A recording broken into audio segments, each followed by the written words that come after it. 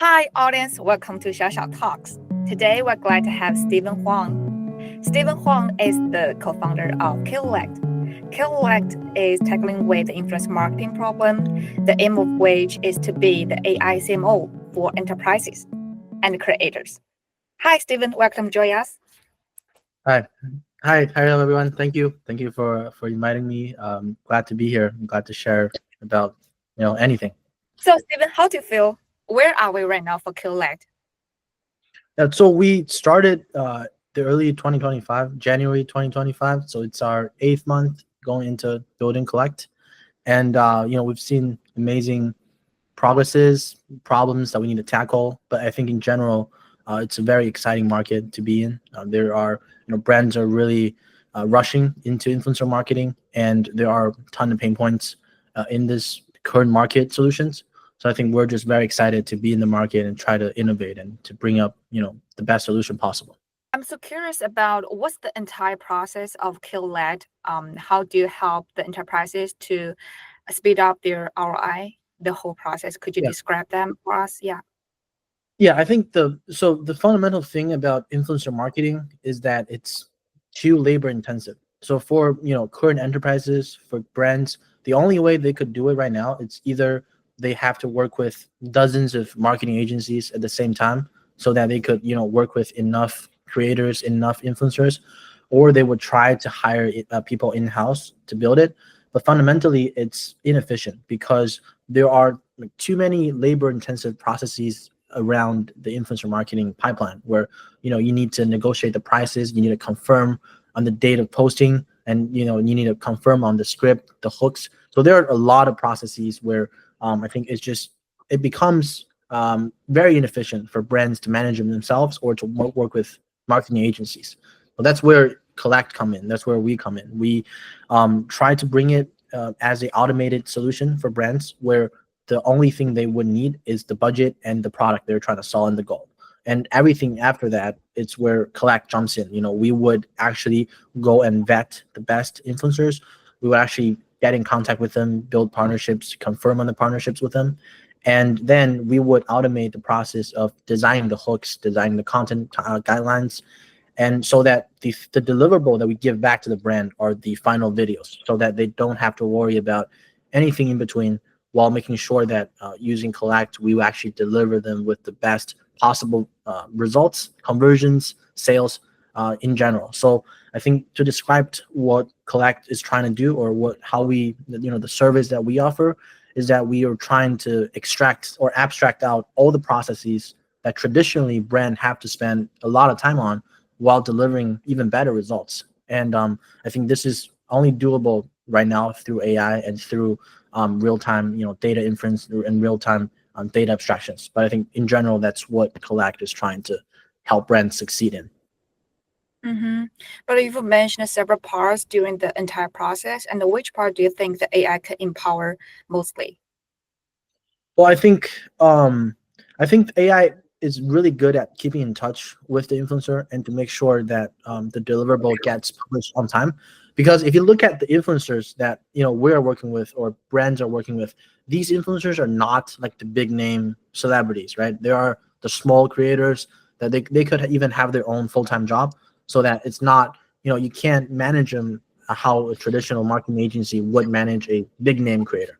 So the AI enables us to really maintain a good relationship with the creators, helping them with how they would succeed, how they would grow their account, and just to be, I think, just to be integrated in their daily workflows of being a micro creator, of not wanting to spend too much time talking to brands, not wanting to spend too much time thinking about the script, so that I think the main value added that an AI could bring in our pipeline is in general just to be warm, keep in touch with the creators, so that whenever a brands want to work with them, we are the first ones that could get in touch with them and make sure that we can build the partnership ASAP and get everything started ASAP. Yeah, maybe audience are very curious, just like me, about the outreaching to KOLs, the influencers. Are you just doing the outbound emails, or other Yeah. other So ways? I'd say that it's a mixture of different methods of communications. We have email right now, we have WhatsApp, we have Slack, we have Discord. So basically, we're just trying to be there whenever, like whichever platform the creator, it's the creator is used to being that. We'll be there and communicate with them because different creators. Some might prefer talking on email, but for example, like a lot of Gen Z creators, they don't want to be on email. They want to be on WhatsApp or be on the other apps, so that we have to make sure that whichever app you are comfortable talking with us on, we will be there and to engage with you. Yeah. And what type of trends have you observed in terms of the macro influencers in United States? Is the group are getting much bigger Yeah, than six? Yeah. I'd say that there are, like, I think TikTok brought a huge wave of micro influencers in the States, and I say that the trend of micro creator in the US, it's about a year or two behind that of China, because China, we had great growth on Douyin, on a lot of other apps where local influencers, micro influencers, new accounts really can flourish with recommendation algorithms, and they could reach to tens of millions of people. And I think that's exactly what is happening right now in the United States, where we're seeing so much more, or so many more, micro creators joining on board, starting their new accounts.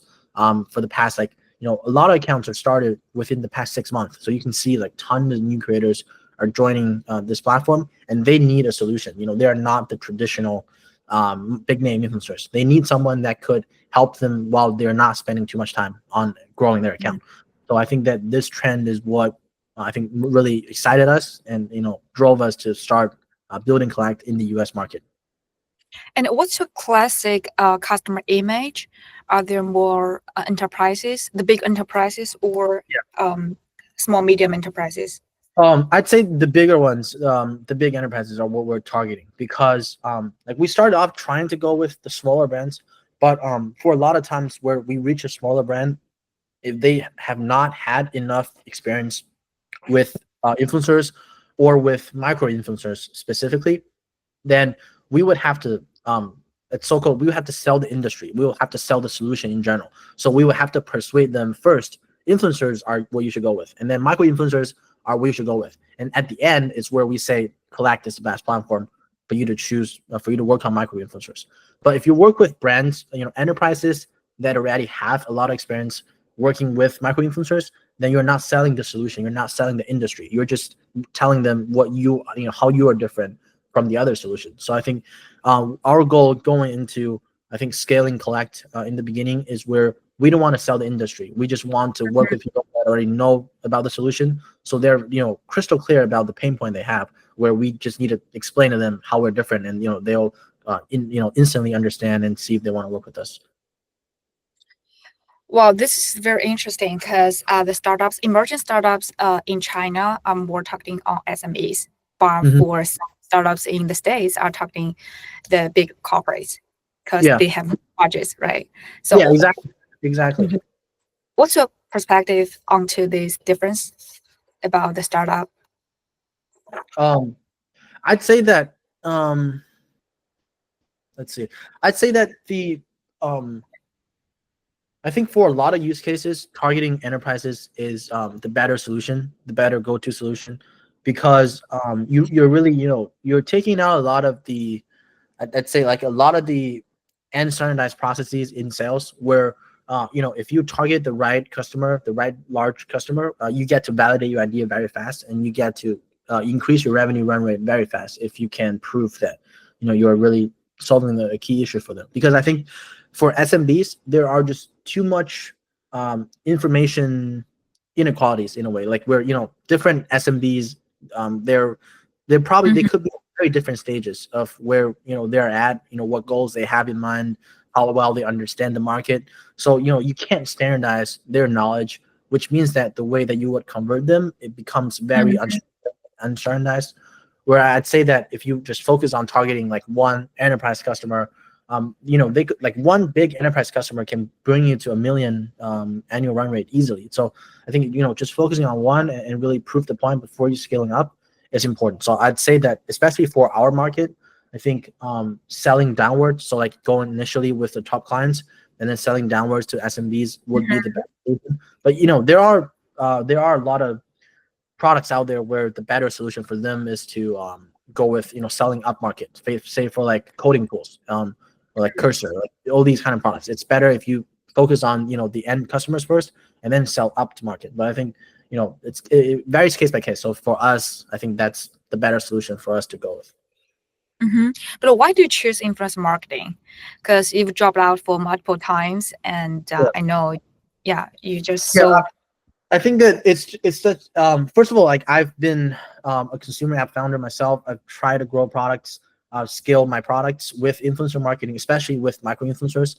And I think so. First of all, like I think just seeing firsthand the potential ROI a good micro influencer campaign can bring really excited me. And it's probably the only distribution method where I spend the most time on because I knew it was working so well. And I think on top of that is just understanding the trend of social media where like everybody's becoming a creator, right? Like, there are entrepreneurs, like, people who work at tech companies, they're starting their accounts, they're becoming influencers. So I think this trend will continue on where like most people in the world will become a content creator of some kind. So that I think the logic that we had after that is if that is the case, then you would definitely need a solution to help these guys, help these newcomers to work with brands because they are customers, they are potential customers, they can drive great conversion, and they're open to partnering with brands. So I think for us, the reason that we chose influencer marketing, I think it's a combination of seeing the result firsthand and seeing the trend where I think this is a booming opportunity where there are going to be more and more demands, more and more supplies. So that I think this is something that's pretty exciting for us to get into. Yeah, well, in my view, the influence marketing is very resonant with the AI emerging startups. We've seen a lot of emerging startups focus on AI products, and with the influx and abundance of these AI startups, what's the typical pain point that you've observed in terms of, the speed, the growth, the skill for AI startups, growing in AI startups? Yeah. It's very common because they look very similar from outside, right? I think, how to do marketing, how to grow is the common problem for them. I think that for any AI startup, you have to find your differentiation, or you have to like if you're building something that is like very similar to a lot of products out there, you're not going to be able to, even if you grow, you're not going to be able to really retain the customers. I think because like as soon as I start using Cursor, I would then start to understand or learn or hear about the other AI coding tools. So if Cursor was really bad, even if I started using it, or like if there were no differentiation with Cursor, even if I started using it, I think I wouldn't be a long-lasting customer of it. So I think the reason that a lot of AI startups are struggling with marketing is because they're in the stage where they're not there yet, where they're really narrowing down on a niche where they're confident that they're different in, and that's what we see with some of our customers too. So I think that the main growth idea, or the main growth advice I would have for most of the AI startups is just to narrow down and to not focus on a generic market, but focus on a very, very specific type of audience, a very, very specific type of use case. Because through social media, through recommendation algorithm, no matter how niche the market you're focusing on, you can get it to become viral. You can get people to post about it and to reach tens of millions of people. So I think just starting off, you don't have to think about a generic use case or a generic persona, but like a very, very specific type of people, a type of use case. So I think but I think a lot of AI startups are moving towards that because there are more and more supply, more and more competition. So people just have to focus on differentiation more. And I think if we look back at it a year from now or a year and a half from now, we'll definitely see much more saturated AI products in different specific niches, where I think that's what the trend is moving us towards. But in terms of delivering products to your customers, if your customers are in the same industry, they are competitors where you differentiate your strategy to deliver to them. Yeah. Is it, I I think that's a great question. I think if we work with enterprises, they actually really want to work with influencers that help promote their competitors' products. So it's like this. Say like if you have a pool of creators where you work with brand A, and Mhm. you go to the direct competitor of brand A, if you go to brand B and be like, I have these 200 influencers that drove great results for your competitor, and the first thing they do is spend money and they want to work with these people. So I think Yeah. this mindset, it's like a bit different from startups where like it's because it's such a growing market for a lot of startups. They don't want these type of direct competitions or direct face offs. But for larger enterprises, for example, like if you have three brands selling electronic gadgets or like iPhone accessories, right? And one of the brand work with 200 influencers, the other two brands will want to work with them instantly if you tell them. So I think this is one of the difference that we have for enterprise market, where I think you know having customers in the same industry is actually a plus for us, Mhm, for mhm. because you get to re-partner again and again with the same people, where they will get better and better results, and brands are willing to pay more and more. But how do you match up the ROI rate, the result when you're managing different customers Yeah. simultaneously? Uh-huh. So we'll give them affiliate links, basically. Like they will have affiliate links to different types of products where like basically we will start out with one campaign. Like this influencer helped brand A and achieve like say $20,000 of sales. And we'll basically use that to go to brand B and be like, okay, this, if you guys want to try this out, this is what we brought for your competitor. I think, Mm. if we work with you guys, it's only going to be better. And as soon as they agree, we'll switch. Like when the previous partnership is done, they'll just start going with the new affiliate links. But it's all trackable actual results through affiliate links. Well, it seems that there are two parts for building Kolect. One is the product, well, tech driven, and one is funnel. Which part do you think weighs more? Um, I think. Well, I think like a generic answer is both are very important, but like as of right now, I think funneling is more important because um I would just say that like I think at different stages we'll focus on different things. Right now Yeah. it's where I think we're at the stage where we proved some cases where we're confident in, and we think that this is the type of customers that we want to focus on. This is why we're different. This is why we're confident. We can bring them blah blah blah. So right now I Mhm. think we're at the stage where we want to really develop the sales funnel, the distribution, where we can work with like I right now I have a list of like 50 brands in the US where I really want to get network to. And like what Really? I basically like I'll ask everybody I know of and be like, can you intro me to this brand? Can you intro me to this brand or anybody you know from this brand? And then just try to build up the network. And I think it takes some time. It'll probably take like weeks or if not months to really develop this out and to be able to convert some big enterprise customers. Yeah, regarding funnels, what's the difficulty when you encounter with the enterprises, your customers? I think it's that they like a lot of them currently they have solutions already, although they don't have the solution that we are providing, but they have like they work with tons of marketing agencies already. And Mm-hmm. um I think it's just there are a lot of things on top of tech that comes into play when you're trying to convert these type of customers. So Yeah. you got to make sure that you're there on time, like serving them, be active, as the supplier, like as the service provider. We have to be there, we have to be active, we have to really engage with them. And I think just have to I think there are just a lot of inputs goes into play on top of tech where we have to learn as we do it. Like we're not like previous like Mm-hmm. ad for how a lot of parts would work. So kind of going through like client complaining or client just being like, hey, what's going on with this thing, and trying to understand how we should engage with our client, how active we should be, and how we should ask our client to refer us to refer us to new clients. I think all of these is things that we thought we could have automated, but like AI couldn't really help too much in this. But yeah, I think it's just the reason it's hard for us is because like we've never experienced it, right? So like Yeah. every time we get into something, it's our first time. getting into it. So that's the hard part. But I think it's gonna get easier and more fun as we scale up. Yeah.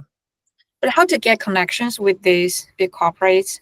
Through the warm intros, through the references? Yeah, I think the only effective way is through references and warm intros. And but you have to be genuine, right? You have to be genuine first and be really like not make them feel like you're just trying to acquire them as a customer, but try to like first of all, I think just try to make them understand that you are really there. You can bring new values. I think like you can bring added values. Um, Mm-hmm. I think that's very important. And warm intros, it's very efficient and important because I think just like the process of like us selling to enterprises, we got to talk to like 10 times or 20 times more customers than how like the number that we're trying to acquire. So we got to talk to a lot of them. And if you can build up a referral way of getting in touch with them, it's gonna be so much more efficient than like cold DMing them or just like cold outreaching them. That's like I'd say it's a 10 times difference in the efficiency. So yeah, warm referral is definitely the go-to way. So how does it feel for serving the big corporates? Well, you serve the standardized product. Is there any other service that you have to add up on the top of standardized product for the customers? Yeah. I mean, yeah. So, like working with the enterprise customers, even if we want a fully standardized product, it's hard to get a fully standardized product in the beginning because, like, if you are in a group chat with your client, like when they say something, you have to respond, right? You have to, like, when they Mm-hmm. say, you got to do at least like 2 or 3 of them, or like you're gonna lose a client. They're gonna be like, why are you not listening to me? So, I think what we realized is that we have to be like we have to personalize it, or we have to do some sort of unstructured work for each Mm-hmm. client. And our focus is just to see the like identify the similarities where Mm-hmm. like of different clients when they ask us about different things, and try to automate and try to make that process faster. Like for example, um like a brand would want, for example, one brand might want us to not use our platform to update data to them. They might want us to just export like actual Excel documents, and to format the Excel documents in a way that they will want it. So I think that we had to do that for them, but as soon as we did that, we kind of just added everything into our internal pool. So when the next client wanted that, we can deliver it in a few hours, not in a couple of days. I think just like a lot of different things like this that kind of mounted up to how we understand customization and standardization for our clients. So your customers are not so desiring to have the bespoke services from your vendor, just like Kolect. They're not. I think they accept the standardization of our product, but as we provide the service, we will pull a group chat, right? We will engage every day. So like they would ask different things within the service timeline, where like a lot of things we might have to customize for them. Like if I don't know if that makes a lot of sense, but Mm-hmm. it's just because like you're actually engaging with your client, right? Like you're not like if we're a consumer product where I don't really talk to my clients, then it will be very different. But right now, like if we have 20, 30, 40 clients, we talk to every single one of them. So there are gonna be like a lot of unstandardized feedback coming back. Mm-hmm. And a lot of things where they're gonna ask you, hey, I want you guys to make this for me. Can you guys make it by Friday or Thursday? So like there has to be ways where you kind of need to standardize how you would answer those questions too.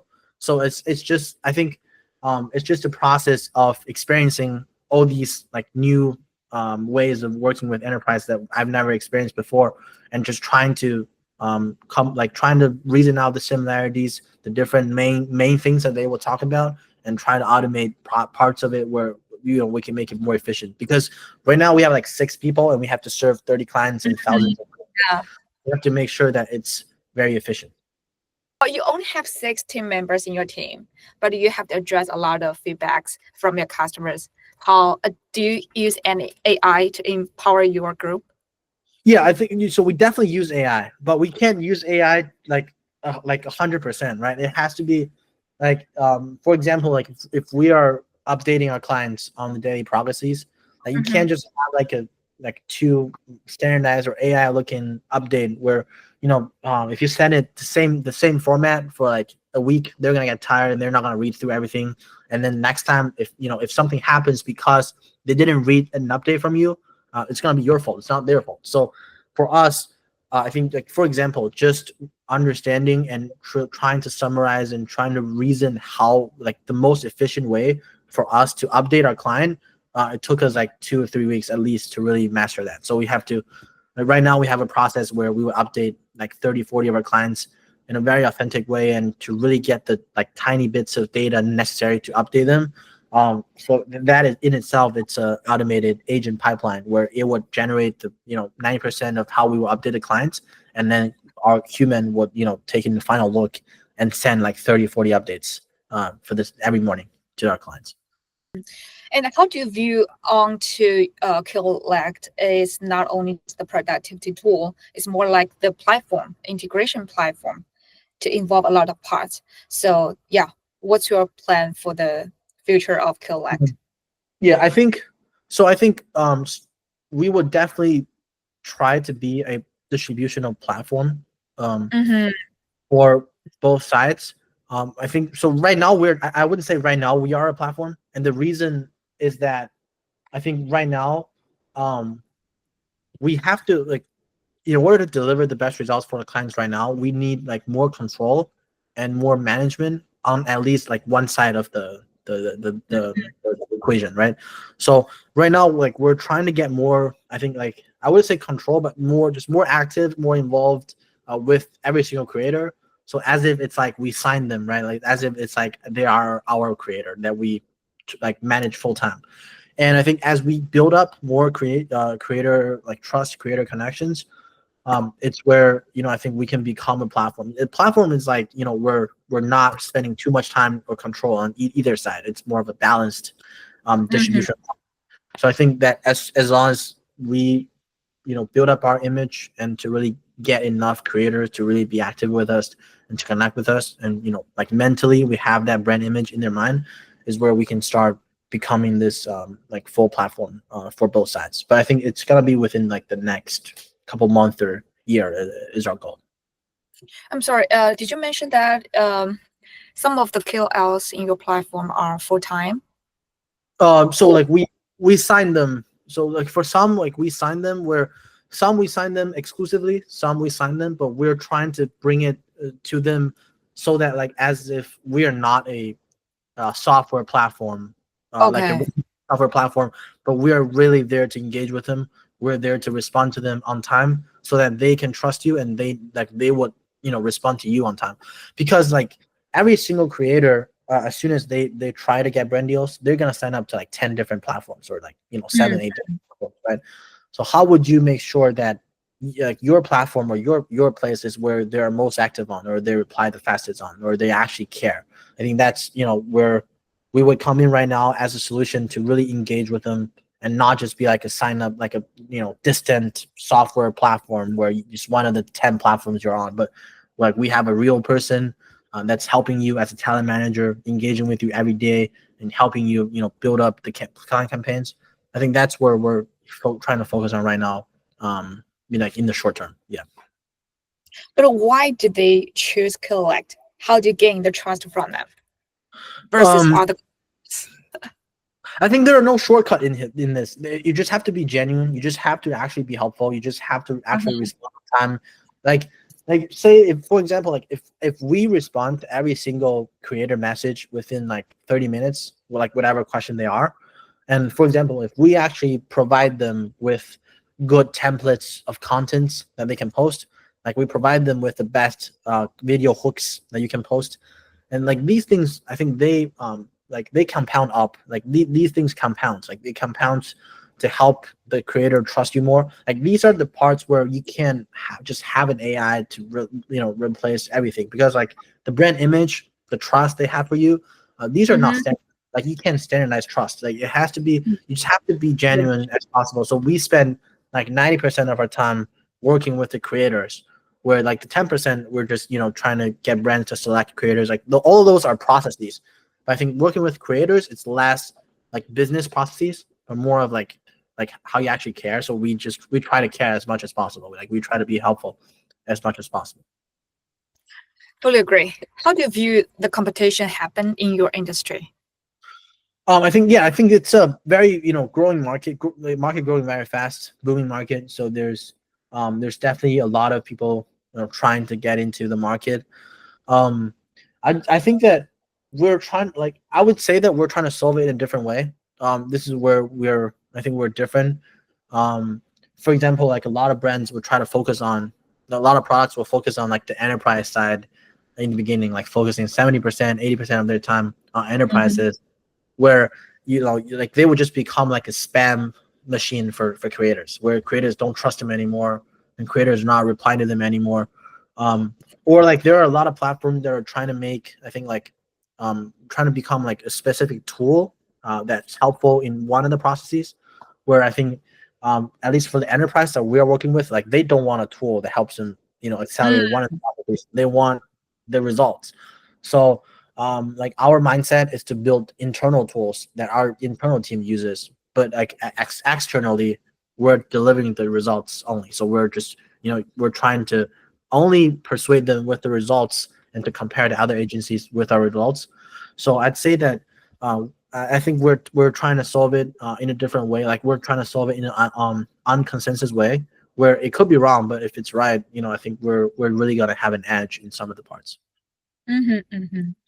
So, how did you get your team?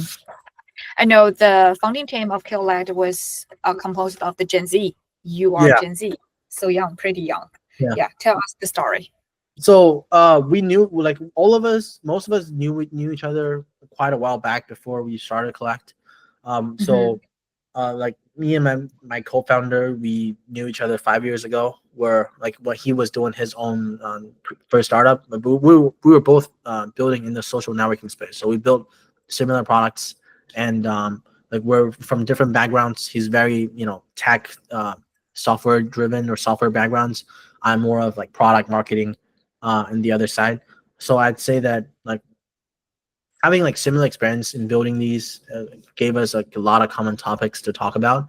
So we just have the consensus of how important influencer marketing is, and how we just believe that the other solutions out there are not solving it in the right way, or at least the right way that we think how it should be solved.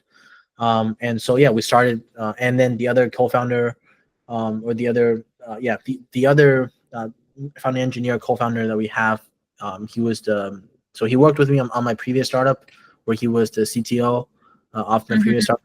We built good connections, and then but basically like we're all friends. Like we have like it's all through either we worked together before, or we knew each other as friends before. And it's so the whole team of 6 right now, we're all like friends or previous co-founders and partners. So we just teamed up like gradually kind of brought more friends in, so that right now we're just this team of 6. So in terms of the workload that you've mentioned before, 6 people are enough for now, or you want to hire more talents? Well, it's we definitely want to hire more talents.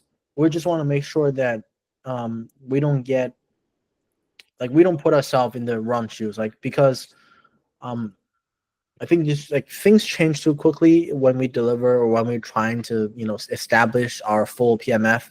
So I think that the reason we're not trying to hire a lot right now is that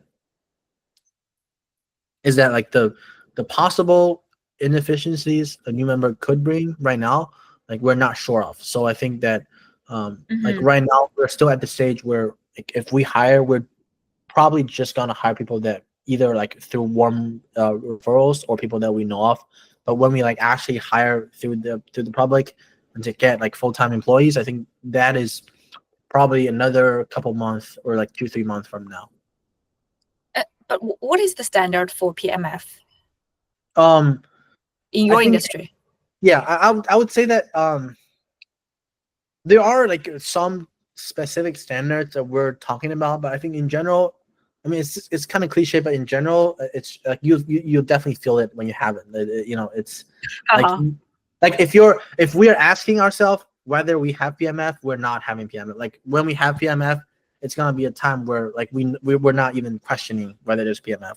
So I think that like I would say that when we have PMF is where we're confident that we only need to focus on, or like we can spend most of our time on distribution, on sales channeling, where we can hire like BDs, hire business development people, and at the same time we can hire tech engineers to, you know, as soon as we have this whole cycle rolling faster. So I'd say like we're getting there, but there are a couple of things we want to work on. We want to make sure that we're very confident with before up.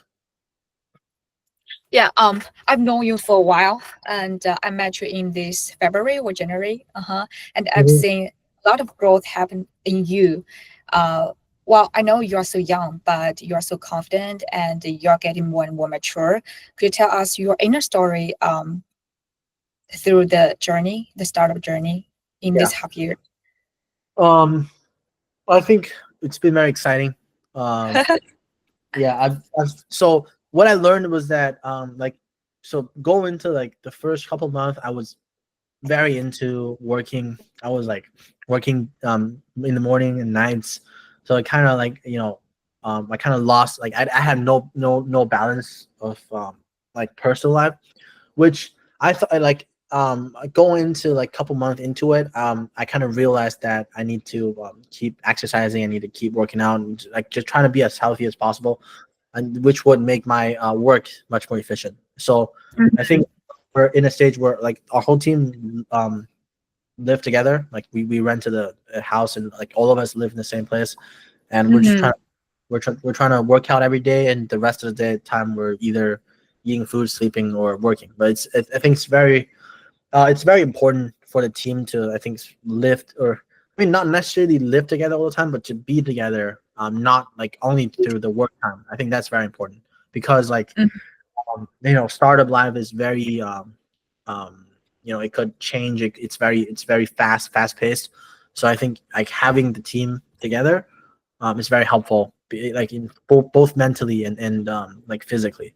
So I think my mindset right now is that I'm very grateful that we got the chance to like stay together and to work together on this, and I think that this is very it's much more efficient than like when we weren't staying together and we're just talking together, working together during work hours. So this is I think the growth or the realization I had for the past couple of months. Well, there must be a period of time, the hardships, the difficulties that you've encountered with, and how did you just go through the hardships with your team? What is that? Um, yeah, I mean, um, Burnout? yeah, we there were definitely like times of it where we're physically kind of burned out, but I'd say that just not like like internally. Um,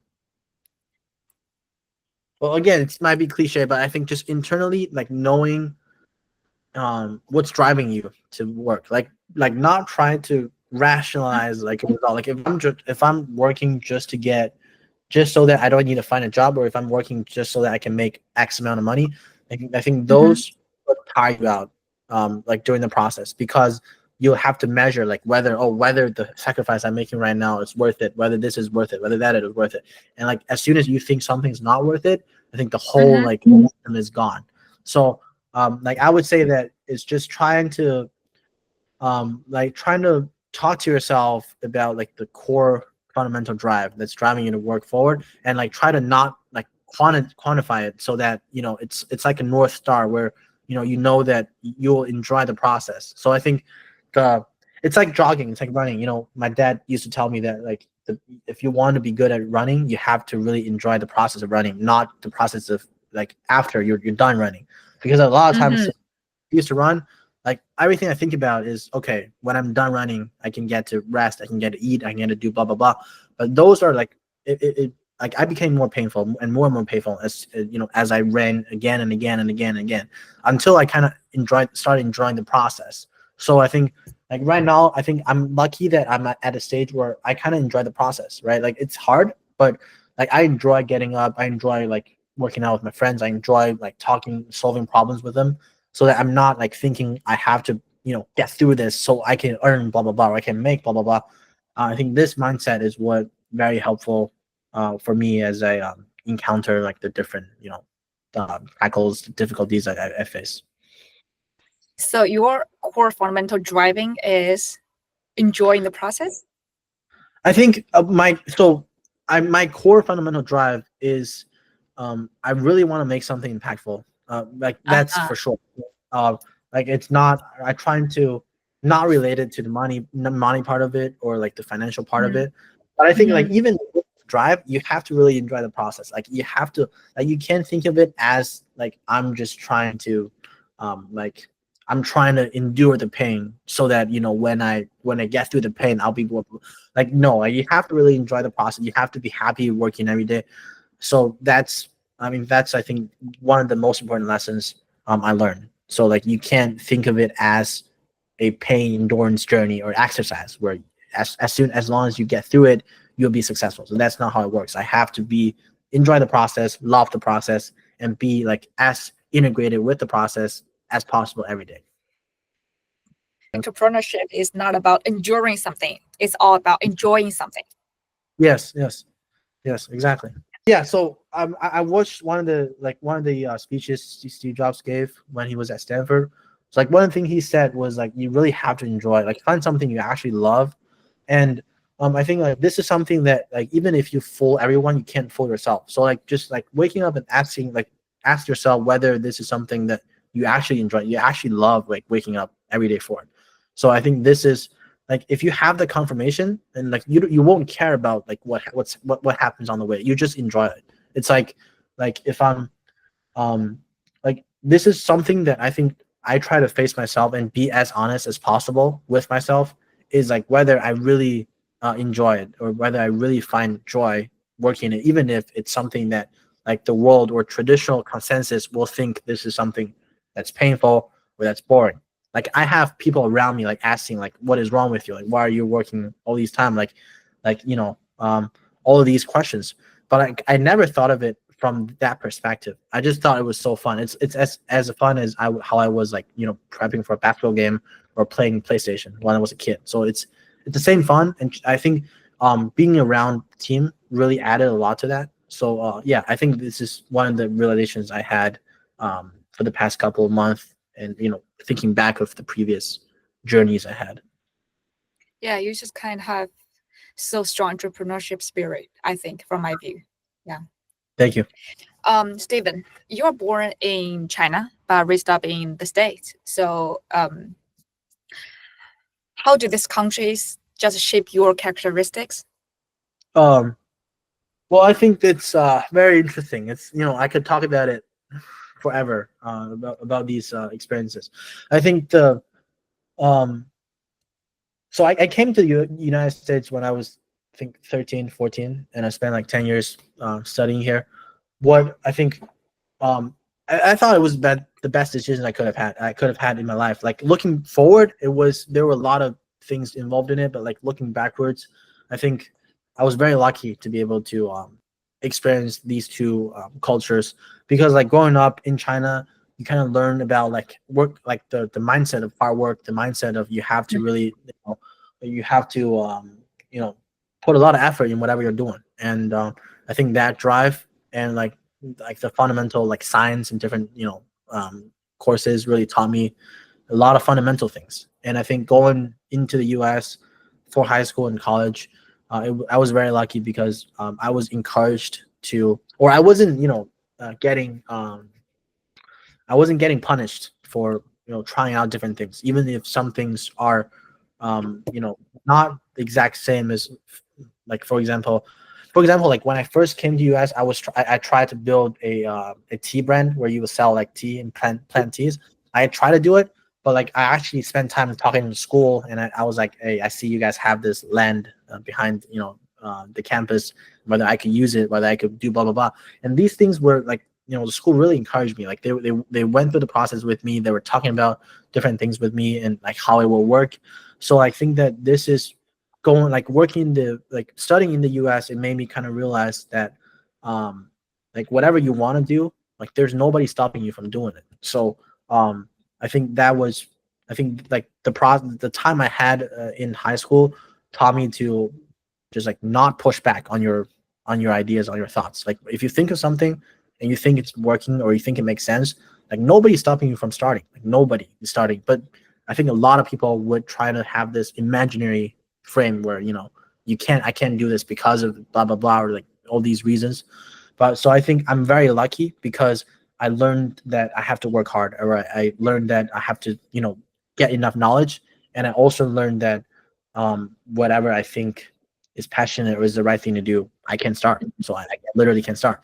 So I think, yeah, I'm very lucky to have been experienced in these two different cultures and to learn what I could have learned from either culture.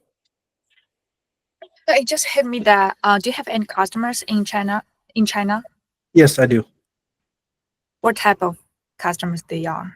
They're like the top, like the one of the couple of the big brands that are trying to sell abroad. Like they're trying to sell like different electronic gadgets, consumer electronics, hardwares to the US, Europe, and different markets. So we have, yeah, a couple of customers in China. But based on your funding history, you just raise money from Yeah. the fund, Yeah. local VC, yeah, in the States. Yeah. So And yes. advice for Chinese founders who want to go global in terms of, yeah. I think that the thing is, like, some people are just too afraid to make mistakes, like too afraid to be wrong, too afraid to be laughed at, too afraid to be said no to, so that a lot of people just like they try a lot less than what they could have tried or they could have given a shot. And from what I realized is, I think like for a lot of things, whether like even if you think you're gonna get said no to, first of all, it doesn't hurt for you to ask, and like second of all is, I think a lot of people, if you genuinely ask them and to be as genuine as possible, you actually can get them to help you, and that's what happened to me. Like I asked people for referrals, I asked people to you know, intro me to people, and I've built great relationships with the people that got intro to me. So I think the advice I'd have is, especially in the US, like nobody cares if you make mistakes. Like like whatever you do, like a lot of people think the world cares, but like, you know, in reality, nobody gives a damn about, you know, what happens or what mistakes you made. So I think the mindset for me was just try to be like try to like be open to making mistakes, and try to be open to, for example, like I know a lot of founders where they know that, you know, posting you know, growing a Twitter account is important, or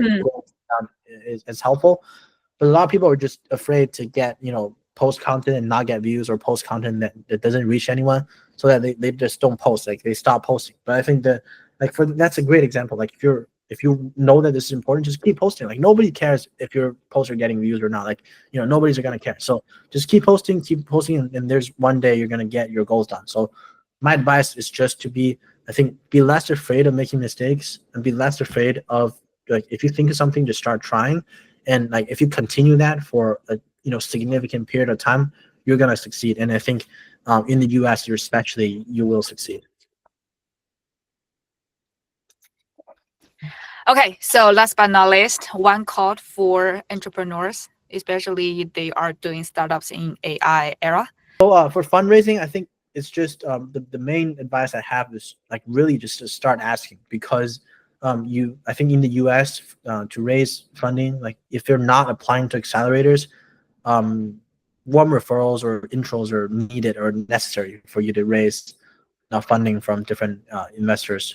So I think that in order to get those intros, unless you know everybody, you have to ask, you have to approach, you have to you know, keep asking, you know, when necessary. If they're not responding, if they're not, you know, unless they block you, or unless like they just like fully like report you.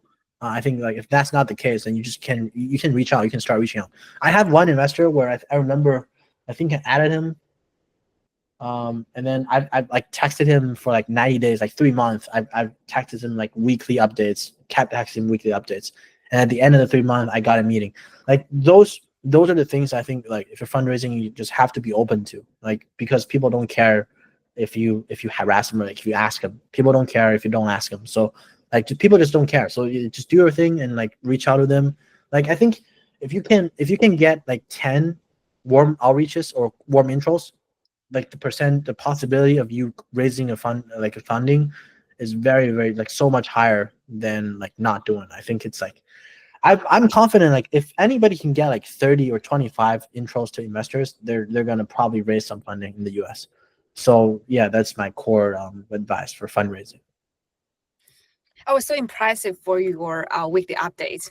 You keep Yeah. on sending that to me. I was so impressive. Yeah. And I think it's core for you to gain the trust from your customers, especially for the big corporates, I think. Yeah. Reason why you do this pretty well for now. Yeah. Okay, it comes to the end, and I'm so glad to have you here. And I want to say the future and opportunity in front of Kolect and you and your team is bright. So just go for it. Just go for it. Thank you. Okay. Yeah, we'll definitely try hard. Thank you.